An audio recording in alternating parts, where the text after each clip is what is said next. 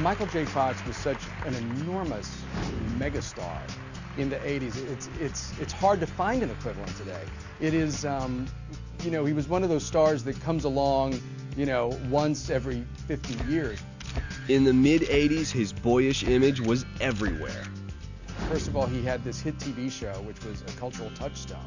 Then he did Back to the Future, which raised him to this whole other level. I mean, he was suddenly a global superstar. Frequently photographed with him was his longtime girlfriend and Facts of Life star, Nancy McKeon. Michael and Nancy were an it couple in the 80s, but it was the chemistry between Alex and Ellen that had everyone talking. I'm crazy about you. I'd give anything to be with you. I can't live without you. Okay? Gotta go. See ya.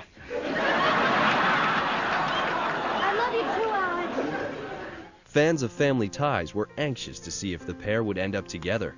Alex and Ellen were this incredibly appealing couple because we loved Alex. We were so happy to see him with this viable love interest. She was no shrinking violet, and we were fascinated by any character who could deal with being the girlfriend of Alex Keaton.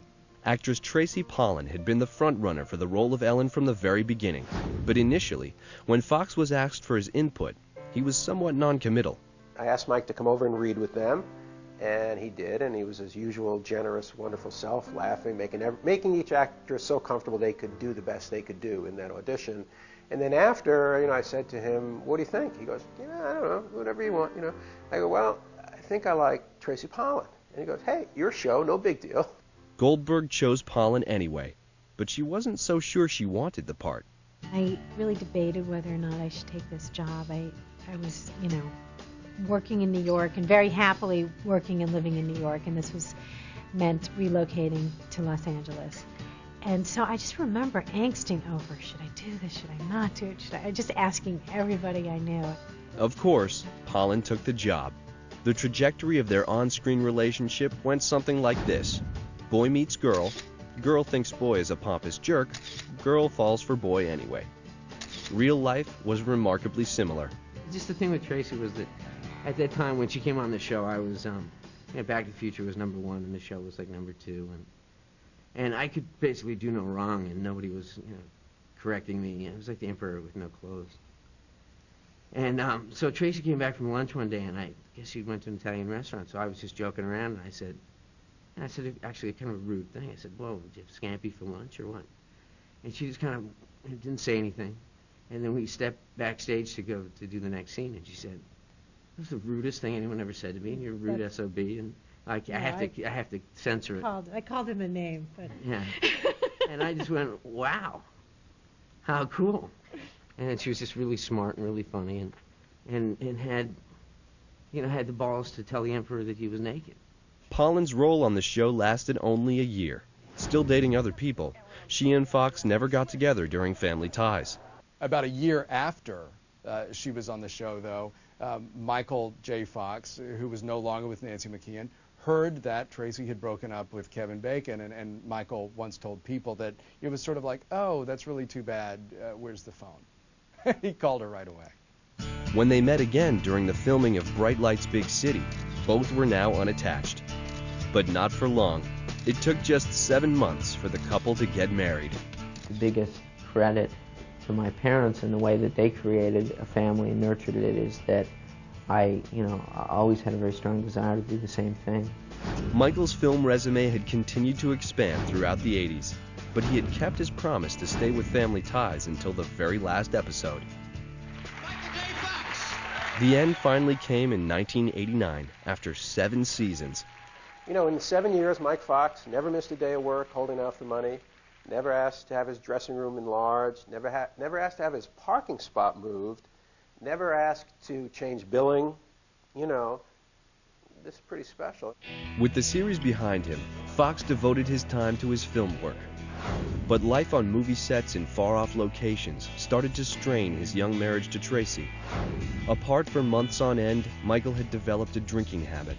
I sort of had decided that this wasn't for me. This was, you know, getting to the point where it was affecting me in a negative way, and it wasn't what I wanted in my life. The public was unaware of Fox's drinking problem, but Pollan was growing more and more concerned. She confronted her husband, asking him to get help. From that moment on, he just decided that this is what he wanted to do, that he wanted to stop drinking, and he wanted to basically change the way he was living his life, and that's what he did. He was not one of those people that you ever read about, going out to clubs late at night or falling out of a car or getting sick on the sidewalk. It was a private disease, and he dealt with it in the most responsible way. I mean, he just one day decided he needed to get help, and he went and got help. And he really didn't speak about it until later, when he was able to talk about it and speak about it with some grace and tact. Fox was sober, his marriage back on track, and he and Tracy had the first of their 4 children. Michael's life seemed in order. But while filming Doc Hollywood, a movie about a hard-charging career guy forced to stop and smell the roses, he made a disturbing discovery. The first symptom that I got was in November of 1990, which was a twitching pinky, so I thought if I had done some injury to my shoulder or to my arm. I was kind of like, well, what's that all about? And then, like I said, I went in and saw a doctor, and he said, you probably did something to your funny bone. And so then you just kind of forget about it. I mean, I've always been kind of, played hockey and been a small guy and had a lifetime of kicking, so, you get used to, little quirks and injuries and stuff along the way. The problem turned out to be far more serious. Michael struggled to comprehend the incomprehensible. Not even 30 years old, doctors were telling the young and vibrant star he had Parkinson's, something that was thought to be an old man's disease. Fox decided not to make his condition public, vowing to keep his shocking news to himself for as long as he could. He resumed making movies despite his condition, but his films, Life with Mikey, For Love or Money, and Greedy, could not come close to the success he found in the 80s with Back to the Future. Being a leading man in movies has been difficult for Michael J. Fox, especially when he wants to do more serious stuff, because we really are accustomed to seeing him in comedy. By 1996, Fox was ready to return to the medium that made him a star. In Spin City, he played the deputy mayor of New York. The show is on the air, because of Michael. I mean, he's the one who said, I want to do television again, and this was the show that he sort of chose and envisioned for himself. His comedy instincts are impeccable. Can't be beat. He's a genius at this form of show business. It was really smart of Michael J. Fox, after doing a lot of movies, some better than others over the years, to return to television, because I think he was at a time in his life when he no longer needed to prove anything to anyone. He was becoming a middle-aged man. He had this great long marriage. He had gone through alcoholism. He had gone through the fight with Parkinson's. And I think that being so comfortable with himself, he recognized his strengths, and he recognized what he had to offer the world by doing this TV series. The return to television was triumphant. The show was a ratings and critical success. But Michael J. Fox's heartbreaking secret was getting harder and harder to keep.